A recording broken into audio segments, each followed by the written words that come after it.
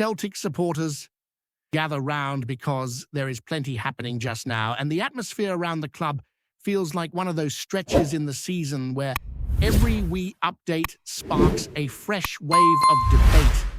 Over the last few days, folk have been sharing messages everywhere, from comment sections to other corners of social media, and it has been brilliant seeing the energy across the fan base. Some of the comments gave me a proper laugh as well, especially the ones taking the mick out of long videos. Trust me, I wouldn't listen to myself rambling for near 40 minutes either. So anyone lasting past half a minute deserves a medal. Now, let us get into the big talking point that dominated the chat since yesterday. The manager situation.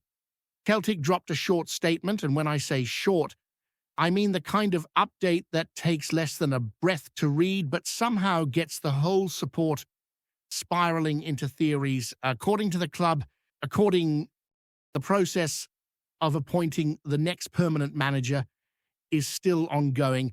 While that happens, Martin O'Neill and Sean Maloney will continue leading first-team matters on an interim basis. A tiny bit of information, but enough to keep the speculation alive. And given how the last few weeks have unfolded, nobody expected anything straightforward.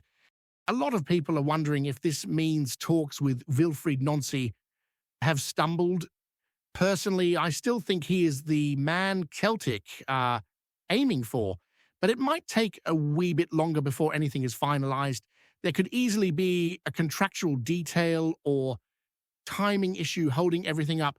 Maybe there is a clause, maybe the club is waiting for a certain date, or maybe there is just something happening behind the scenes that none of us are privy to.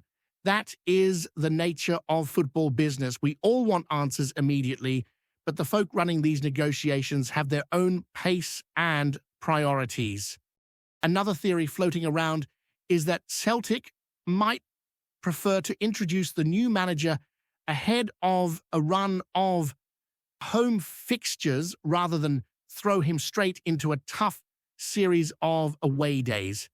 With trips to St. Mirren, then Europe, then the Easter Road coming up, there is definitely a spell that would challenge any new coaching team. Whether that is something the club is genuinely considering, we can only guess. It doesn't feel particularly Celtic-like to shy away from a difficult run, but nothing would surprise anybody at this point. Either way, my hunch is still that Wilfried Nancy ends up in the dugout, just not immediately. For now, Martin O'Neill remains at the helm, and honestly, there are far worse situations to be in. Having someone with his experience, calmness, and absolute understanding of Celtic identity holding the fort has been a blessing. He spoke recently about Ireland's dramatic win over Hungary, praising Liam Scales for that superb assist, and you could hear in his voice that spark he always had. He also mentioned he enjoyed a couple of days off after what he called a whirlwind fortnight when he first returned. The man has steadied the ship when it was rocking, and we cannot underestimate how valuable that has been, especially after the messy end to the previous managerial era. Next, we need to touch on something that might have slipped under the radar. Young Cobby Donovan picked up a nasty-looking injury during Scotland under-21 duty. It happened early in the second half. A heavy challenge on the ankle, the kind that makes every Celtic fan wince instantly. Play stopped for several minutes, medics rushed on, and eventually he was stretchered off. Anytime you see one of our players carried off like that, the mind jumps straight to the worst-case scenario. Thankfully, there has been a bit of positive news since then. Scotland's under-21 coach confirmed the X-ray came back clear. He is too sore to play just now, and Celtic might still choose to run their own scan. But at least we are not dealing with something more serious.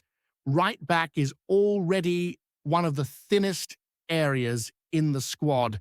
Cobby has not played since the match at Tynecastle, and even youngsters like Jemai Simpson-Pewey have seemed ahead of him in the pecking order. with Alistair Johnston still sidelined for a while, and Anthony Ralston unlikely to play every single minute. The defense is being stretched and shuffled about.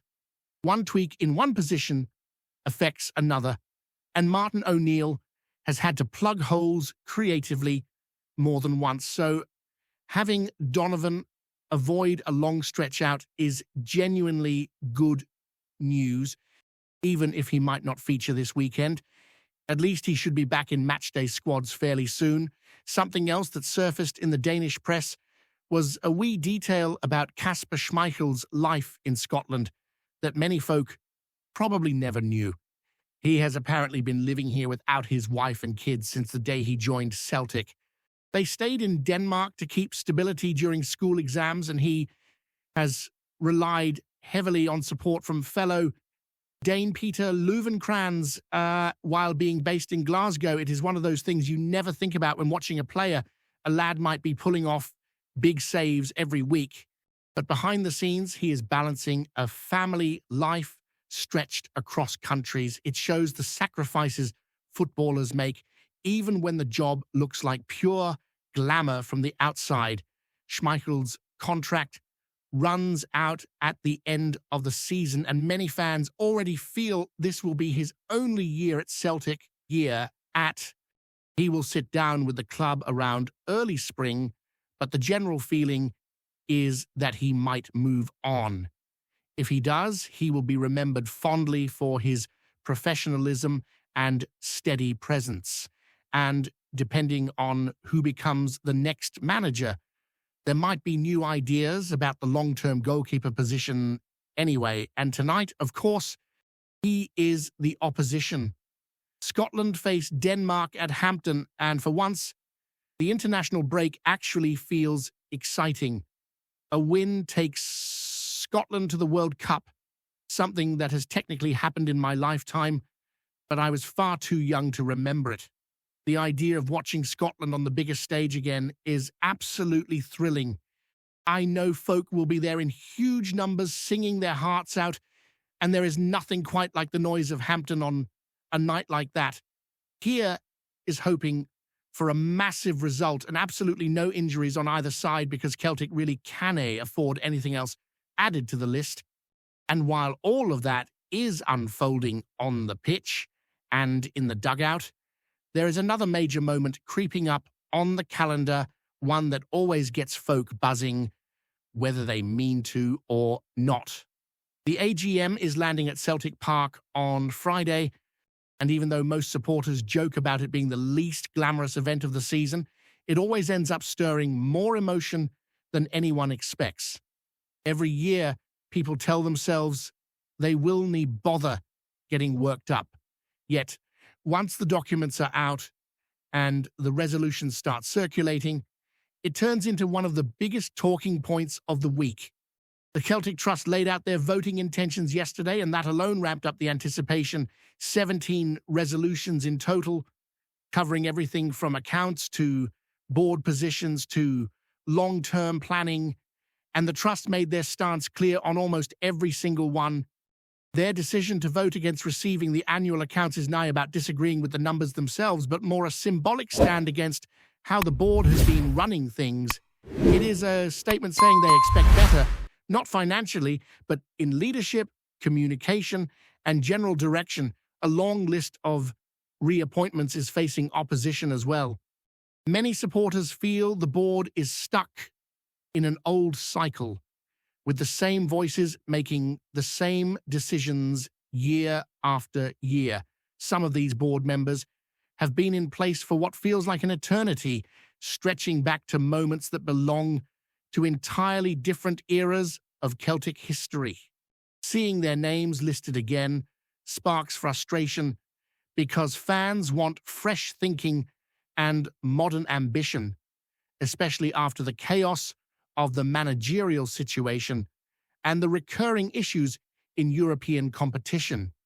One detail that raised eyebrows across the support was the note about Dermot Desmond, who apparently hasn't attended an AGM since 2006.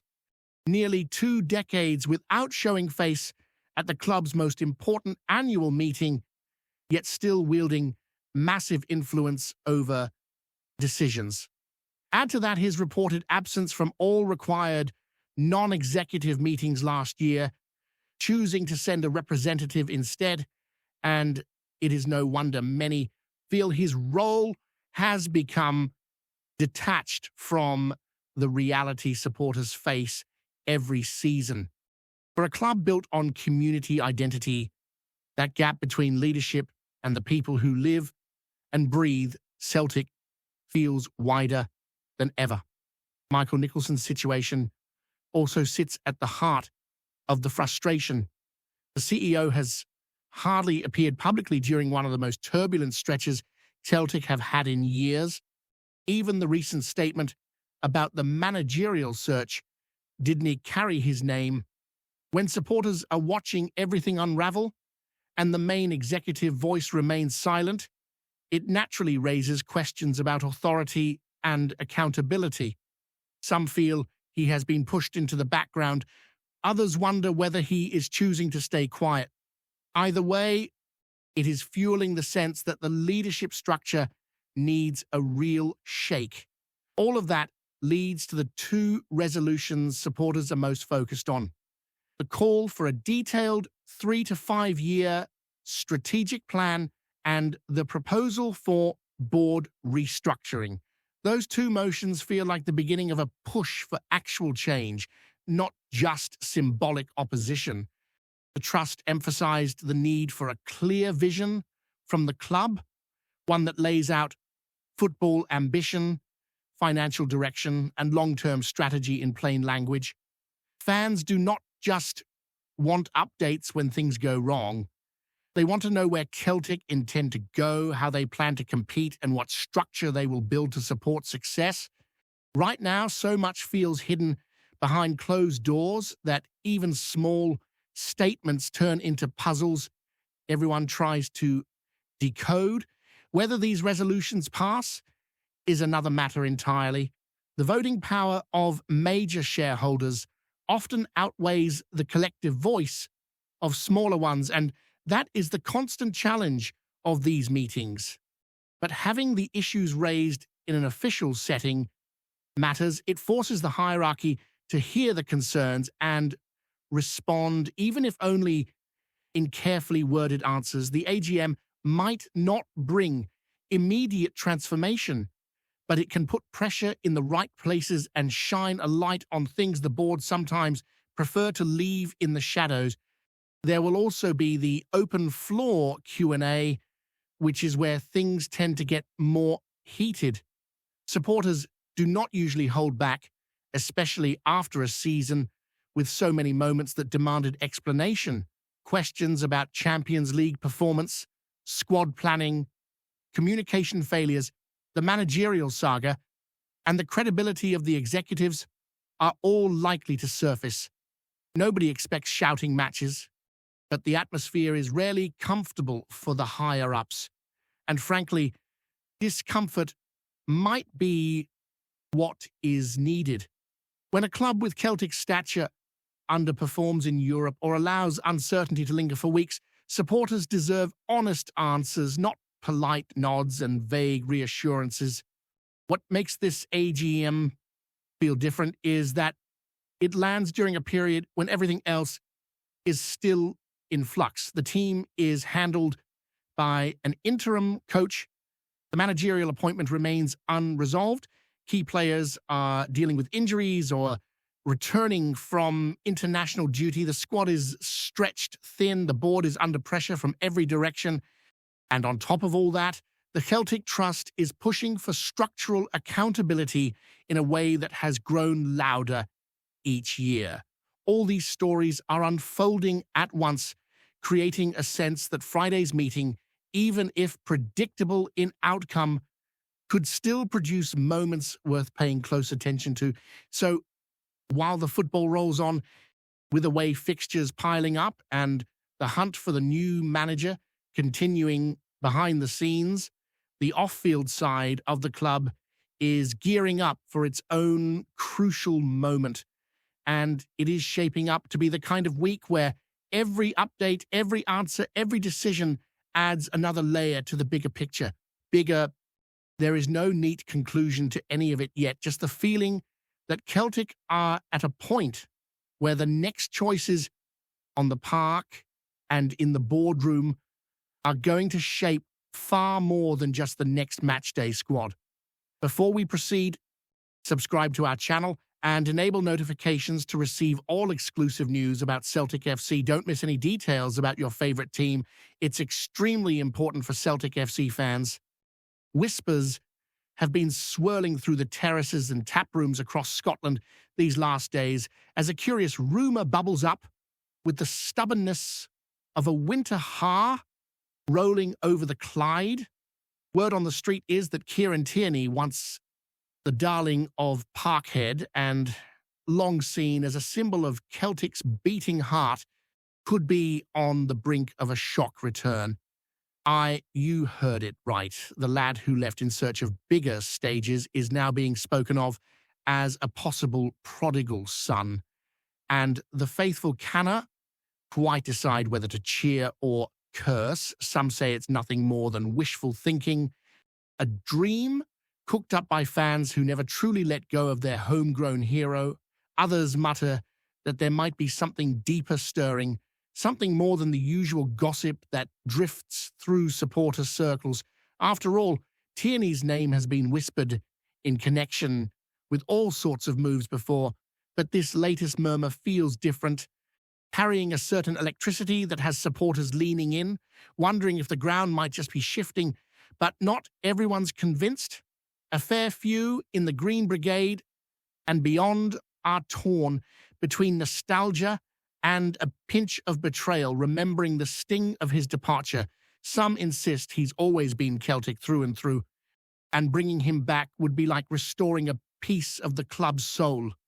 Others shake their heads, saying the romance has faded and a return would raise more questions than answers.